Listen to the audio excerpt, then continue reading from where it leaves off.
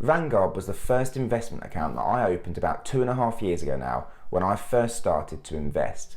And this was largely because of the cheap fees and the wide range of products in a diversified manner that I could get access to really easily, and it was the safest way that I saw to start investing with little to no knowledge. Since then, I've continually invested every single month as part of my pound cost averaging strategy, and I've experienced a number of different market situations due to what's happened over that period of time. The last time we checked in on my Vanguard portfolio was a little over 3 months ago, when it was valued at around £7,800. So today we're going to hop straight back into Vanguard and have a look at exactly where it's sat now. I did keep postponing this video as I was closing in on one of my personal milestones within investing. However, I've decided to take the leap and do this video anyway because of what's happened in the market in the last week or so. Has made me have to wait a little longer to reach that target which I was hoping. Let's hop straight into Vanguard though and check out exactly where my portfolio is sitting at the moment. Here we are then inside my Vanguard account. You can see it's currently valued at £9,361.31. So that's up around £1,500 since we last checked in. This means that cumulatively, with my investments returned to me and my continual investments across that time, I've increased the value of my portfolio by about £1,500. My current personal rate of return is 37.25%. And remember, that is a time-weighted return, not a money-weighted return. And what this means is that any new money put into my portfolio doesn't affect that rate of return. It all goes in at 0%, rather than moving my overall rate of return down with each monthly instalment. My largest holding is within the S&P 500, and I've got just over £3,000 invested in that product, which makes up almost a third of my overall ISA value. I've also got around just under £18,000 of my ISA allowance left for this tax year, and that means that in the 5 months of this tax year, I've invested just over £2,000 into Vanguard.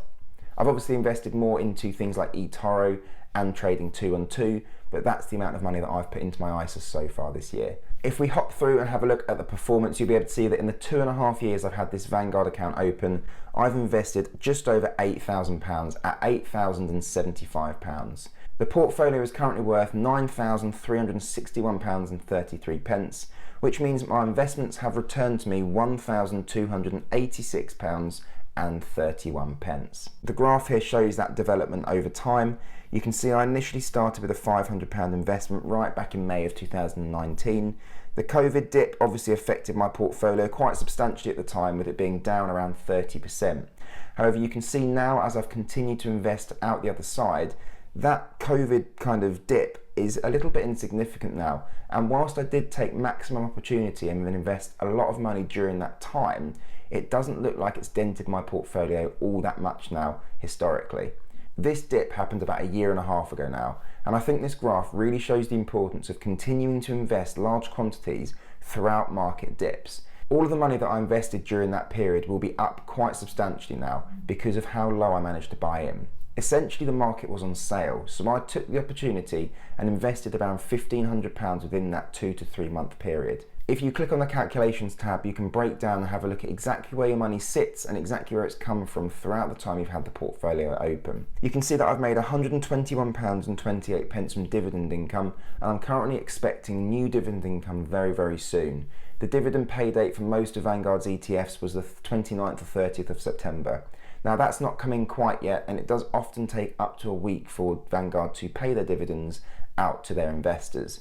So I'm hoping for that to come in the next week or so, and I'm expecting the largest dividend payout that I've had to date. Throughout the 2.5 years that I've been investing through Vanguard, I've paid only £12.92 in fees. And you can see this £12.92 is only 10% of the dividend income that I've made in that time. This is one of the benefits of Vanguard. The fees are so cheap, and if the dividends will continue to cover it like this, I'll never have to worry about paying fees myself, and it will all come from growth from my investment pot. The market has struggled a bit over the last few months, and you can see that here by the monthly breakdown. Whilst it's only the first few days of October, you can see that my portfolio is already down around £85 from just the day or so that the market's been open. And if we look back to September, I actually lost £178.17. However, obviously I did invest £350. The portfolio is still growing over that time, but there was no capital growth throughout that month. If we go back to August, I had a really strong month. I made £276.59, and I did pay £3.17 in fees that month. However, if we go back even further, July again was a bit of a poor month, with it being fairly sideways throughout that period of time. However, I did make £37.64 in dividend income. If we click through to investments, you can see a detailed breakdown of each of the individual investments that I'm currently holding. When I brought into my monthly investments last month, I made a small mistake and I invested in the wrong ETF. So I will be selling out of that position in the next month. What I'm going to do is I'm going to record a short video showing you exactly how to sell out of ETFs, how that money then comes back into your account, and then how you can then redistribute that, because that's been a question that a lot of people have been asking. So keep an eye out for that video coming up within the next month. We'll hop straight in and you can see that I currently have £242 in cash within my portfolio. The reason it's sat there is because I'm about to distribute it amongst my monthly investments, and it's just been put there to hold on for a few days. My emerging market funds ETF is up around 15% all in all, and it's made £81.69 within that time, with £13.48 coming from dividends.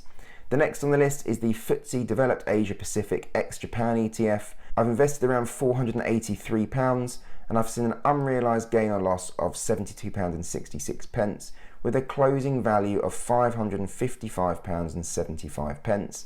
I've made £11.85 in dividend income, which means that my total gross return is 26.7%, or a total return of £84.51. The FTSE Developed Europe ex-UK is the European market that I'm investing in. The reason I've gone for the ex-UK version of this European fund is because I also invest in the FTSE 100, which is designed obviously to follow the largest 100 companies within the United Kingdom. So I've invested around £550 within this fund. I've made around £5.74 in income, and it's up a little over 2.5% in the time that I've been holding this fund, which sees a return on investment of £11.22 within that time. Now, the next one is the FTSE Developed Europe Fund, or VEUR, which is the one that I didn't mean to invest in because I just essentially clicked the wrong button and I didn't check what I was doing before I bought. So that would be a piece of advice. If you are using Vanguard, just double check what you're investing in before you click buy. Now, fortunately, I only bought one unit of the fund. However, in the time I've held on to it, it has lost £1.57, or it's down a little under 5%. We've then got the FTSE Japan, or VJPM. I've invested a little under £600 here and made around £4.40 in dividends. My overall gross return is 6.28%. Which equates to £22.16. We've then got the FTSE 100, and I've invested £1,269.16 into this, with a closing value of £1,352.56, with a total dividend income now of over £50. So this is one of the real strengths of the FTSE 100. It's a real strong dividend payer. So I've made £52.62 in dividend income from just holding these products. That's regardless of capital gains.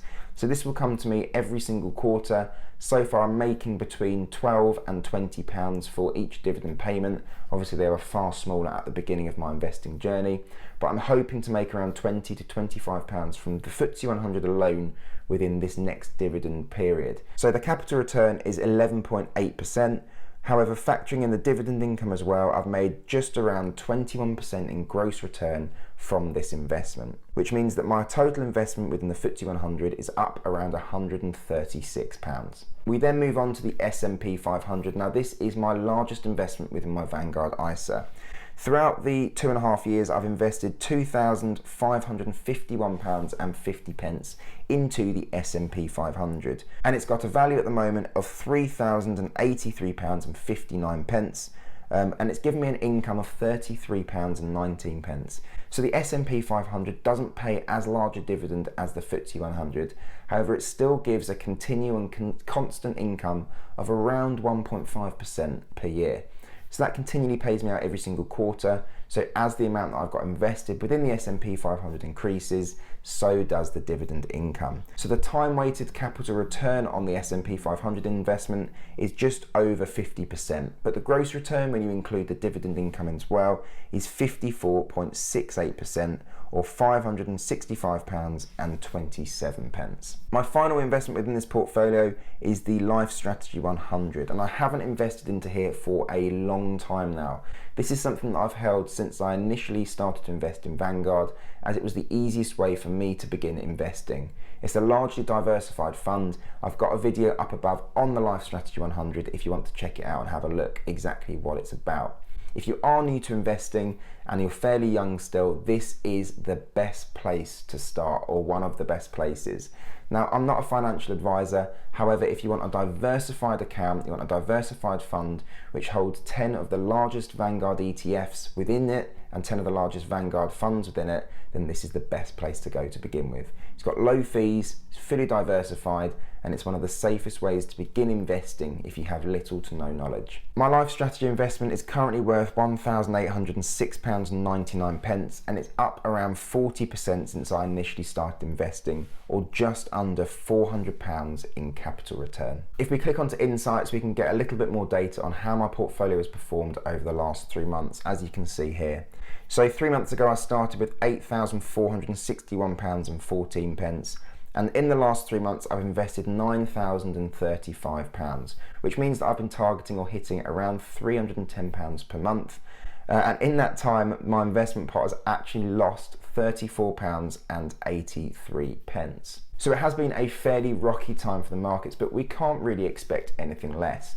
Throughout the pandemic, the markets seem to continue to grow indefinitely, and you wouldn't normally have expected that throughout a period of such uncertainty. So perhaps now we are seeing that pullback that we have been expecting for the last year or so. And I see again this as an excellent buying opportunity. I'm going to continue to buy into all of these investments. They are still largely overvalued if you look at the quantitative analysis from the market leaders. However, they are at a discount from what they were 2 weeks ago, a month ago, or even 2 months ago, with them pulling back substantially over that period of time. The first £10,000 can seem difficult to get to, and it can take quite a lot of time. Whilst I'm not there yet, I know that once I get to this point and it continues to grow, the power of compounding will take over and will really start to push these investments forward. Since beginning to invest, I've also looked at different novel ways of making money every single month. I've set up my own business with a friend and started affiliate marketing with him, and we're actually profitable so far within the first year. I also do some affiliate marketing myself, and I also do things like match betting to make myself continue income every single month. Now, all of these things enable me to put more money into my investment pots and hopefully improve my quality of life both now and in the future.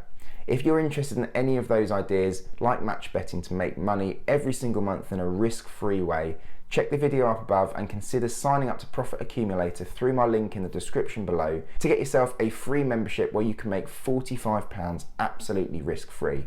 If you then fancy doing it for longer, you can sign up to the membership, but give it a go, make yourself some money, and then either increase the amount that you can invest or make your household finances that little bit more manageable. As I said, I'm hoping to reach £10,000 within this investment pot within the next month or so. And I'm going to do an update video very soon with some targets that I've got for this account within the next year, 5 years, 10 years, and 25 years as well. So check out for that video because that's going to be an interesting one. And there we go, guys. I hope you've enjoyed this video, having a look at my average Vanguard account. Like I said, not investing a massive amount every month. It's what I can invest and be consistent with, but hopefully it gives you the confidence that you can go out and do something similar yourself. Perhaps you can invest more and get to £10,000 even quicker. Perhaps you can't invest quite as much, and again, that's not a problem. Whatever you can invest now, especially if you're young, will pay dividends in the future. So the really important thing is to get in the market. Time in the market is better than timing the market. And hopefully videos like this show you how possible it is to grow your money into something quite substantial. With that said though, guys, I really hope you've enjoyed this video, and I'll catch you in the next one.